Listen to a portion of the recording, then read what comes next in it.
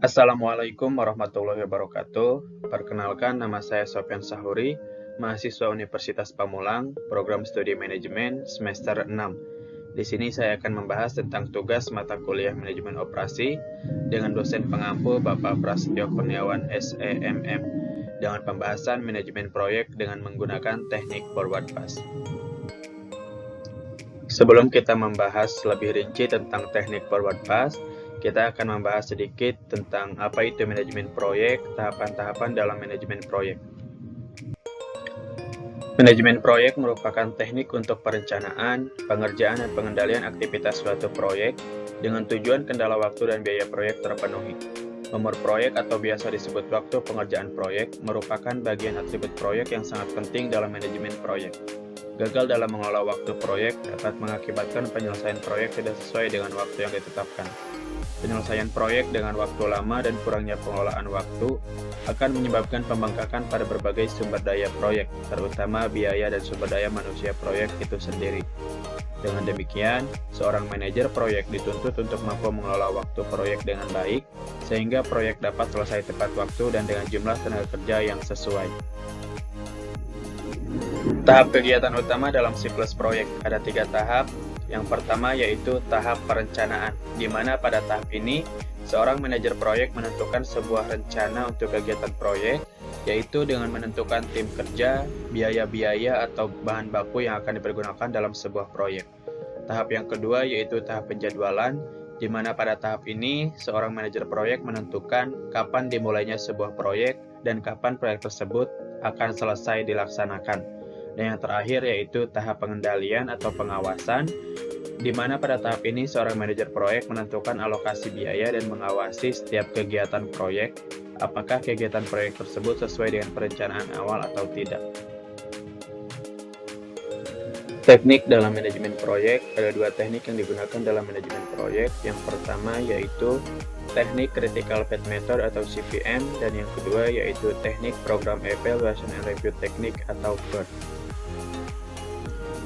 CPM menurut Levin dan Kirkpatrick disebut sebagai metode jalur kritis, yakni metode untuk merencanakan dan mengawasi proyek. Proyek merupakan sistem yang paling banyak dipergunakan di antara semua sistem lain yang memakai prinsip pembentukan jaringan. Dengan CPM, jumlah waktu yang dibutuhkan untuk menyelesaikan berbagai tahap suatu proyek dianggap diketahui dengan pasti. Demikian pula hubungan antara sumber yang digunakan dan waktu yang diperlukan untuk menyelesaikan proyek. CPM adalah model manajemen proyek yang mengutamakan biaya sebagai objek yang dianalisis. CPM juga merupakan analisa jaringan kerja yang berusaha mengoptimalkan biaya total proyek melalui pengurangan atau percepatan waktu penyelesaian total proyek yang bersangkutan. Sedangkan PERT adalah sebuah model manajemen sains untuk perencanaan dan pengendalian sebuah proyek. PERT adalah suatu alat manajemen proyek yang digunakan untuk melakukan penjadwalan, mengatur dan mengkoordinasikan bagian-bagian pekerjaan yang ada di dalam suatu proyek. PERT juga merupakan suatu metode yang bertujuan untuk mengurangi adanya penundaan kegiatan, baik itu proyek, produksi, dan teknik, maupun rintangan dan perbedaan-perbedaan. Mengkoordinasikan dan menyelaraskan berbagai bagian sebagai suatu keseluruhan pekerjaan dan mempercepat selesainya proyek-proyek itu sendiri. Istilah dalam CPM yang pertama yaitu IS. IS merupakan waktu paling cepat untuk memulai suatu kegiatan. Yang kedua yaitu LS merupakan waktu paling lambat untuk memulai suatu kegiatan. Yang ketiga yaitu IF merupakan waktu paling cepat dalam menyelesaikan suatu kegiatan. Yang terakhir yaitu LF merupakan waktu paling lambat dalam menyelesaikan suatu kegiatan. Teknik menghitung Critical Path Method, ada 2 teknik yang digunakan dalam menghitung Critical Path Method ini. Yang pertama yaitu teknik forward pass dan yang kedua yaitu teknik backward pass. Di mana pada pembahasan kali ini yang akan kita bahas lebih rinci yaitu teknik forward pass. Forward pass adalah cara menentukan IS dan IF dari setiap kegiatan dengan cara menghitung dari peristiwa awal sampai peristiwa akhir dari seluruh proyek. Forward pass digunakan untuk mengidentifikasi waktu-waktu terdahulu sebelum suatu aktivitas pengerjaannya dapat dimulai. Semua pendahulu langsung harus diselesaikan. Misalnya seorang guru memiliki 5 orang siswa, di mana tiap siswa memiliki kecerdasan yang berbeda-beda. Pada tanggal 4 Juli, guru tersebut memberikan tugas dan tiap murid dapat menyelesaikan dengan jangka waktu yang berbeda-beda. Misalnya, siswa A 5 hari, siswa B 3 hari, siswa C 6 hari, siswa D 4 hari, dan siswa E 7 hari. Dan jika guru tersebut ingin tugas dari kelima siswa tersebut dapat ia terima, maka tanggal 11 Juli merupakan tanggal penyelesaian dari tugas yang diberikan. Jika guru tersebut meminta tanggal 8 Juli tugas tersebut sudah harus selesai, maka akan ada beberapa siswa belum dapat menyelesaikan tugas tersebut, di antaranya siswa A, C, dan E, karena siswa tersebut memiliki waktu paling lama di antara siswa B dan siswa D. Berdasarkan penjelasan tersebut, pada saat menyelesaikan manajemen proyek dengan metode forward, maka waktu yang diambil di antara beberapa pekerjaan adalah waktu terlama. Adapun kriteria untuk forward fast, yang pertama yaitu jika suatu aktivitas hanya mempunyai satu pendahulu langsung, IS-nya sama dengan IF dari pendahulunya. Yang kedua yaitu jika suatu aktivitas mempunyai beberapa pendahulu langsung, IS-nya adalah nilai maksimum dari semua IF pendahulunya, dengan rumus IF sama dengan IS ditambah waktu aktivitas. Di sini ada contoh soal di mana ada sebuah perusahaan pembuatan biskuit cap harimau yang terdapat di kota X, Y, Z, di mana proses pembuatan biskuit tersebut harus melewati beberapa proses kerja, mulai dari proses A hingga proses O. Tiap proses memiliki waktu kerja yang berbeda-beda serta jumlah tenaga kerja yang berbeda untuk setiap proses kerjanya. Hal itu dapat dilihat pada tabel berikut ini. Ini adalah tabel untuk proyek pembuatan biskuit cap harimau, di mana pada tabel ini ada beberapa kolom, yaitu untuk kolom pekerjaan sebelumnya, kolom waktu atau hari, dan kolom tenaga kerja. Di mana untuk kolom pekerjaan ini yaitu ada pekerjaan A, pekerjaan B, pekerjaan C, sampai seterusnya sampai pekerjaan O. Dan untuk kolom pekerjaan sebelumnya dapat dilihat pada gambar. Dan untuk kolom waktu atau hari yaitu ada kolom A, M, dan B. Di mana untuk A ini adalah waktu optimis, M adalah waktu perkiraan paling mungkin, dan B adalah waktu pesimis. Sedangkan untuk tenaga kerja yaitu ada untuk pekerjaan A yaitu 2 tenaga kerja, pekerjaan B 4 tenaga kerja, pekerjaan C 6 tenaga kerja, dan seterusnya sampai pekerjaan O yaitu 2 tenaga kerja. Dan untuk pertanyaannya yaitu tentukan waktu yang dibutuhkan untuk menyelesaikan pekerjaan tersebut. Sebelum kita menentukan berapa waktu yang dibutuhkan untuk menyelesaikan proyek biskuit cap harimau, langkah awal yaitu kita menentukan expected time atau waktu kegiatan yang diharapkan.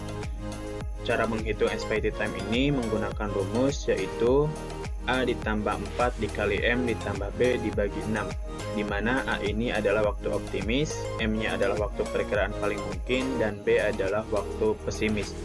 Kita akan coba menghitung untuk pekerjaan A, di mana untuk pekerjaan A, untuk waktu A-nya yaitu 2, M-nya 5, dan B-nya adalah 7, yaitu 2 ditambah 4 dikali 5 ditambah 7 dibagi 6, hasilnya 4,83. Kita bulatkan ke atas menjadi 5. Dan untuk pekerjaan-pekerjaan selanjutnya dapat dilihat pada tabel, yaitu ini adalah hasil dari perhitungan expected time dari pekerjaan A sampai pekerjaan O. Di mana untuk pekerjaan A expected time-nya yaitu 5, pekerjaan B 4, pekerjaan C 3, dan seterusnya sampai pekerjaan O yaitu 7. Setelah kita menentukan atau menghitung expected time dari pekerjaan A sampai pekerjaan O, langkah selanjutnya yaitu membuat diagram jaringan kerjanya.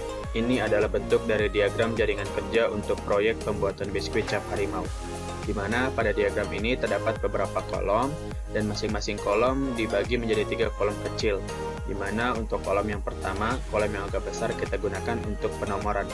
Kita kasih nomor terlebih dahulu, yaitu 1, 2, dan seterusnya, di mana untuk penomoran ini kita sesuaikan dengan jumlah pekerjaan pada masing-masing proyek. Langkah selanjutnya yaitu kita memasukkan setiap pekerjaan ke dalam jaringan kerjanya, yaitu untuk pekerjaan A, B, dan sampai pekerjaan O, karena proyek ini dimulai dari pekerjaan A dan diakhiri dengan pekerjaan O. Dan fungsi untuk kolom yang kecil pada masing-masing kolom adalah untuk IS, LS, IF, dan LF masing-masing pekerjaan. di mana untuk pekerjaan A, B, dan C, IS dan LS-nya yaitu ada pada kolom nomor 1. Sedangkan untuk IF dan LF-nya itu berbeda-beda. Untuk pekerjaan A, IF dan LF-nya ada pada kolom nomor 2, untuk B ada pada kolom nomor 3, dan pekerjaan C ada pada kolom nomor 4. Jadi untuk IS, LS, IF, dan LF masing-masing pekerjaan itu berbeda-beda.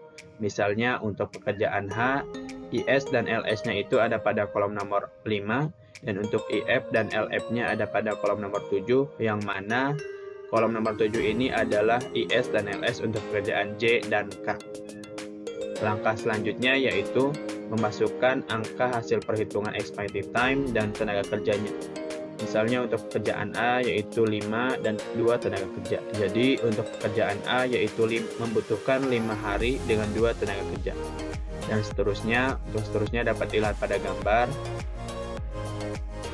Ini adalah keterangan dari diagram tadi, di mana untuk pekerjaan A ini membutuhkan waktu 5 hari dan 2 tenaga kerja, sedangkan untuk pekerjaan B membutuhkan waktu 4 hari dan 4 tenaga kerja, untuk pekerjaan C membutuhkan waktu 3 hari dan 6 tenaga kerja, dan seterusnya sampai pekerjaan O membutuhkan 7 hari dengan 2 tenaga kerja. Langkah selanjutnya yaitu menghitung waktu proses dengan forward pass, di mana dengan teknik ini kita menghitung diagram dimulai dari sebelah kiri ke sebelah kanan. Dan dengan teknik forward pass ini yang akan kita hitung hanya IS dan IF-nya saja, karena untuk LS dan LF-nya dapat dihitung dengan menggunakan teknik backward pass. Dan untuk teknik forward pass ini, jika ada satu kolom yang dituju oleh beberapa jaringan pekerjaan, maka hasilnya kita akumulasikan dan yang kita ambil adalah angka terbesar. Langsung saja kita menghitung untuk pekerjaan A, di mana pekerjaan A ini membutuhkan 5 hari dengan 2 tenaga kerja, di mana untuk IS-nya yaitu 0, dan IF-nya yaitu 0 ditambah 5, hasilnya sama dengan 5. Selanjutnya untuk pekerjaan B, karena pekerjaan B ini tertuju pada kolom nomor 3 yang dituju oleh beberapa pekerjaan lain, maka yang kita hitung lebih dahulu yaitu pekerjaan C, di mana pekerjaan C ini membutuhkan 3 hari dengan 6 tenaga kerja, di mana IS-nya yaitu 0 dan IF-nya yaitu 0 ditambah 3, hasilnya sama dengan 3. Selanjutnya untuk pekerjaan B yaitu membutuhkan 4 hari dengan 4 tenaga kerja, di mana IS-nya yaitu 0 dan IF-nya 0 ditambah 4.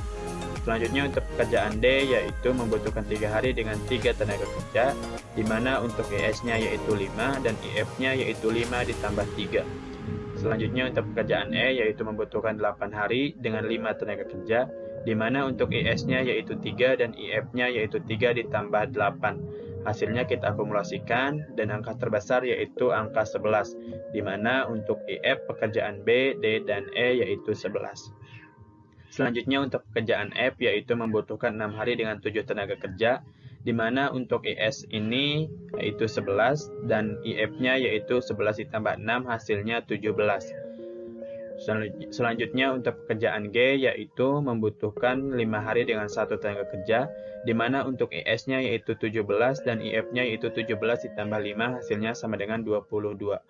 Selanjutnya untuk pekerjaan H membutuhkan 4 hari dengan 6 tenaga kerja, di mana untuk IS-nya yaitu 17 dan IF-nya yaitu 17 ditambah 4, hasilnya 21.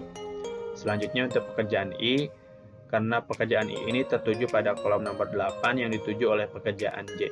Jadi pekerjaan I ini yaitu membutuhkan 6 hari dengan 8 tenaga kerja, dengan IS-nya yaitu 22 dan IF-nya yaitu 22 ditambah 6. Sedangkan untuk pekerjaan J yaitu membutuhkan 4 hari dengan 5 tenaga kerja, dengan IS-nya yaitu 21 dan IF-nya yaitu 21 ditambah 4. Hasilnya kita akumulasikan.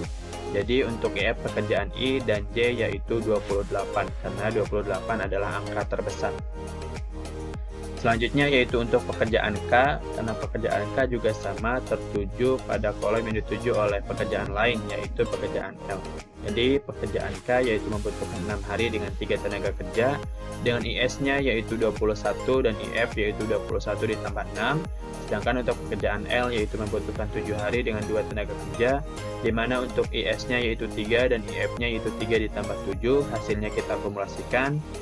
Dan untuk IF pekerjaan K dan L yaitu 27. Selanjutnya untuk pekerjaan M, karena pekerjaan M juga tertuju pada kolom yang dituju oleh pekerjaan lain yaitu pekerjaan N, maka hasilnya kita akumulasikan. Untuk pekerjaan M yaitu membutuhkan 6 hari dengan 4 tenaga kerja, di mana untuk IS-nya yaitu 28 dan IF-nya yaitu 28 ditambah 6, sedangkan untuk pekerjaan N membutuhkan 6 hari dengan 3 tenaga kerja, di mana untuk IS-nya ini yaitu 27, sedangkan untuk IF-nya yaitu 27 ditambah 6. Hasilnya kita akumulasikan, dan yang terbesar yaitu 34. Jadi untuk IF pekerjaan M dan N yaitu 34. Selanjutnya untuk pekerjaan terakhir yaitu pekerjaan O, di mana pekerjaan O ini membutuhkan 7 hari dengan 2 tenaga kerja, di mana untuk IS-nya yaitu 34 dan IF-nya yaitu 34 ditambah 7 hasilnya 41. Jadi waktu yang diperlukan untuk menyelesaikan proyek pembuatan biskuit cap harimau yaitu 41 hari. Dari perhitungan diagram tadi dapat disimpulkan bahwa diketahui waktu yang dibutuhkan untuk menyelesaikan proses pembuatan biskuit cap harimau adalah 41 hari dengan menggunakan metode forward pass. Terima kasih, semoga apa yang tadi dijelaskan bisa bermanfaat dan bisa dipahami. Jangan lupa like dan subscribe. Assalamualaikum warahmatullahi wabarakatuh.